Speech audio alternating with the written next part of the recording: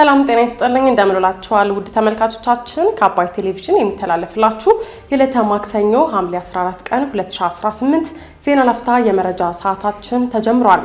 በትግራይ ክልል ያለው ውጥረት ሲቀጥል የህወሓት ቡድን ከውጭ ኃይሎች ጋር በመሆን ጦርነት ለመክፈት እየተዘጋጀ መሆኑን በመግለጫ ማወጁን ከ40 ሺህ በላይ ሰዎችን በህገወጥ መንገድ በማዘዋወር ከ1 ቢሊዮን ብር በላይ የተቀበሉ 17 ተጠርጣሪዎች በቁጥጥር ስር መዋላቸውን ፖሊስ ማስታወቁን የሁቲ አማጽያን የሳውዲ አረቢያ መርከቦች በቀይ ባህር ዋነኛ መተላለፊያ በአብዓል መንድብ ሰርጥ እንዳያልፉ ገዳ እንደሚጥሉ ማስታወቁን ጨምሮ ሌሎች መረጃዎችን ይዘንላችሁ ቀርበናል። ዜናዎችን እየመራው ሀና ፍሳ ከናንተ ጋር ቆይታ አድርጋለሁ። አብራችን ቆዩ። በትግራይ ክልል ያለው ውጥረት ሲቀጥል የህወሓት ቡድን ከውጭ ኃይሎች ጋር በመሆኑ ጦርነት ለመክፈት እየተዘጋጁ መሆኑን በመግለጫ አወጀ። መሰረታቸውን በትግራይ ያደረጉ ፖለቲከኞች እንዲሁም የማህበረሰብ አንቂዎችና ጋዜጠኞች የህወሓት ቡድን ከውጭ ኃይሎች ጋር በመሆን የጦርነት ዝግጅት እያደረገ መሆኑን ሲገልጹ ቆይተዋል። እናም ከውጭ ኃይሎች ጋር ለጦርነት ዝግጁ እያደረገ ነው የሚል ክስ ሲቀርብበት የነበረው የህወሓት ቡድን አሁን ላይ ይህንን የሚያረጋግጥ ምላሽ ሰጥቷል። የህወሓት ቡድን መሪ የሆኑት ደብረጽዮን ገብረ ሚካኤል አስተማማኝ የውጭ አጋሮች አሉን ሲሉ በመቀለ ከተማ በተካሄደው አንድ መድረክ ላይ ሲናገሩ ተሰምተዋል። በኃይል ስልጣን የያዘውን የህወሓት ቡድን የሚመሩት ደብረጽዮን በስትራቴጂክ ደረጃ የሚሰሩ የውጭ አጋሮች አሉን ብለዋል። ሆኖም የህወሓት ቡድን በቅርብ ያወጣውን አፋኝ አዋጅና እየተደረገ ያለውን የጦርነት ዝግጁነት ተከትሎ ከክልሉ እየሸሹ ያሉ ወጣቶችን ለማስቆም ከቀናት በፊት የትራንስፖርት እገዳ መጣሉ ሲዘገብ ነበር። በተመሳሳይ ምርጫችን ሰላም ነው፣ ጦርነት ይብቃ በሚል መፈክር በትግራይ ክልል በህወሓት ቡድን እየተደረገ ነው የተባለውን የጦርነት ዝግጅት የሚቃወም ሰልፍ ባለፈው ቅዳሜ ሐምሌ 11 2018 በአዲስ አበባ መካሄዱ ይታወቃል። ይህ በትግራይ የሰላምና ለውጥ ምክር ቤት አስተባባሪነት በአዲስ አበባ የተካሄደው ሰልፍ በሌሎች የኢትዮጵያ አካባቢዎች እንደሚደገምም ተገልጿል። ከዚሁ ጋር በተያያዘ የአማራ ብሔራዊ ንቅናቄ አብን የትግራይ ህዝብ ለዘላቂ ሰላምና ለሰብአዊ ደህንነት መረጋገጥ የሚያደርገውን ትግል አበረታታለሁ ሲል ባወጣው አጭር መግለጫ አስታውቋል። አብን በመግለጫው አሁን ላይ የትግራይ ህዝብ የህወሓትን አውዳሚና ጸረ ህዝብ ስርዓት በመለወጥ ሰላሙን ለማረጋገጥና ሁለንተናዊ ነፃነቱን ለመቀዳጀት የሚያደርጋቸውን የሰላማዊ ትግል እንቅስቃሴዎች ያለ ቅድመ ሁኔታ ደግፋለሁ ብሏል።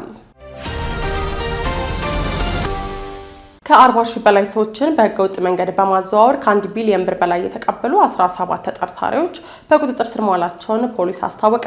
የኢትዮጵያ ፌዴራል ፖሊስ በምስራቅ የሀገሪቷ ክፍል በጅቡቲና በየመን አድርገው ወደ ሳውዲ አረቢያ ሰዎችን በህገወጥ መንገድ ሲልኩ የቆዩና ከተጎጂዎች ከ1 ቢሊዮን ብር በላይ የተቀበሉ የተደራጁ 17 የወንጀል ቡድን አባላትን በቁጥጥር ስር በመዋል ምርመራ አጠናቀው መዝገቡን ለፍትህ ሚኒስቴር መላኩን አስታውቋል።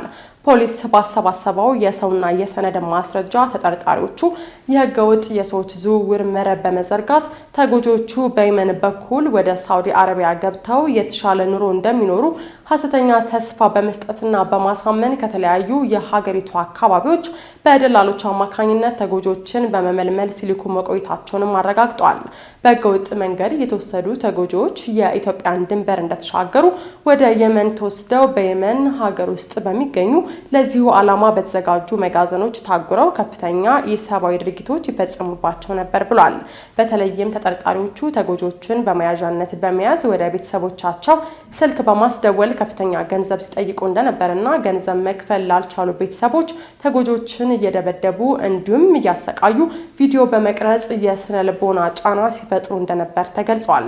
በዚህም በመሐመድ ጣሂር አደን ወይም ወርዲ በሚመራው በዚህ የወንጀል ቡድን ላይ በተደረገው ምርመራ ከተጎጂዎችና ከቤተሰቦቻቸው ከ1 ቢሊዮን ብር በላይ መቀበላቸው፣ ከ40 ሺህ በላይ ሰዎችን ማዘዋወራቸውና ከ60 ሰዎች በላይ ለህልፈተ ህይወት መዳረጋቸውን እንዲሁም ደግሞ በርካታ ሴቶች መደፈራቸውን በምርመራ ማረጋገጡ ተደርሶበታል ተብሏል። ተጠርጣሪዎቹ በህገወጥ መንገድ ያገኙትን ከፍተኛ ገንዘብ በመጠቀም በሀገር ውስጥና በውጭ ሀገር ቋሚና ተንቀሳቃሽ ንብረት ማፍራታቸውን ፖሊስ ያረጋገጠ ሲሆን በስማቸው የነበረ ቤት፣ ተሽከርካሪና ገንዘብ እንዲታገድ አድርጓል። የኢትዮጵያ ፌዴራል ፖሊስ ተጠርጣሪዎቹን በሰው የመነገድ በህገወጥ ሐዋላና በህገወጥ የገንዘብ ዝውውር ወንጀሎች ምርመራውን አጠናቆ ለፍትህ ሚኒስቴር መላኩንም አስታውቋል። የሁቲ አማጽያን የሳውዲ አረቢያ መርከቦች በቀይ ባህር ዋነኛ መተላለፊያ ባብ አል መንድብ ሰርጥ እንዳያልፉ እገዳ እንደሚጥሉ አስታወቁ። በኢራን የሚደገፉት የየመን ሁቲ ኃይሎች ሳውዲ አረቢያ በየመን ላይ ኢፍትሐዊና ጨቋኝ ከበባ እየጣለች ነው በሚል በቀይ ባህር ዋነኛ መተላለፊያ ባብ አል መንድብ ሰርጥ እንዳያልፉ እገዳ እንደሚጥሉ አስታውቀዋል። ይህ ከ2022 ጀምሮ በተመድ ድጋፍ ሲቆይ የነበረውን የተኩስ አቁም ስምምነት የሚያዳክም እርምጃ መሆኑም ተጠቁሟል። እገዳው የመጣው በሁቲዎች ቁጥጥር ስር ባለው የሳና አውሮፕላን ማረፊያ ላይ ከተፈጸመ ጥቃት በኋላ መሆኑ ተገልጿል። የየመን መንግስት የኢራን አውሮፕላን እንዳያርፍ ለመከላከል ጥቃቱን ፈጽሜያለሁ ቢልም ሁቲዎች ግን ሳውዲን ተጠያቂ በማድረግ የሚሳኤል ጥቃት እየፈጸሙ ሲሆን አሁን ደግሞ የባህር ላይ እንቅስቃሴ እገዳ አውጀዋል። ባብ አል መንድብ ሙሉ በሙሉ ከተዘጋ የዓለም የነዳጅ አቅርቦት እስከ 7 በመቶ ሊቀንስ፣ በቀይ ባህር የሚካሄደው የንግድ መጓጓዣና የኃይል አቅርቦትም በከፍተኛ ሁኔታ ሊያውክ እንደሚችል እየተገለጸ ይገኛል። በሌላ በኩል ሳውዲ አረቢያ እንዲሁም በሳውዲ የሚመራው ጥምረት የሁቲዎችን መግለጫ አሳሳች በማለት ውድቅ አድርገውታል። በሁቲዎችም ቁጥጥር ስር ባሉ ወደቦች በመቶዎች የሚቆጠሩ የንግድ መርከቦች አሁንም ያለ እንቅፋት እየገቡና እየወጡ መሆኑን ገልጸዋል። ጥምረቱ የሁቲዎች የባህር እገዳ ውሳኔን የዓለም አቀፍ ሕግን የሚጥስ የባህር ወንበዴነት ተግባር ሲል በማውገዝ በባብ አል መንድብ ባህረ ሰላጤ የሚያልፉ የሳውዲ የንግድ መርከቦችን ለመጠበቅ የደህንነት ጥበቃ እርምጃዎችን መጀመሩንም አስታውቋል። ይህ በእንዲህ እንዳለ ኢራን በመሰረተ ልማቶቿ ላይ ለሚፈጸመው የእነ አሜሪካ ወታደራዊ ጥቃት ምላሽ እንዲሆንም ሁቲዎች የምዕራባውያንና የባህረ ሰላጤ ሀገራት የመርከብ መጓጓዣ ወሳኝ መተላለፊያዎችን እንዲያውኩ ሁቲዎቹን ግፊት እያደረገች መሆኑን የዘገበው አልጀዚራ ነው። በዝርዝር ወደ ያዝነው መረጃችን ስናልፍ ደግሞ አሜሪካ በኢራን ላይ ለ10 ተከታታይ ምሽቶች የሰነዘረችውን ጥቃት ስታጠናቅቅ ኢራን በበኩሏ ከአሜሪካ ጋር ሙሉ ጦርነት ውስጥ መግባቷን ገለጸች።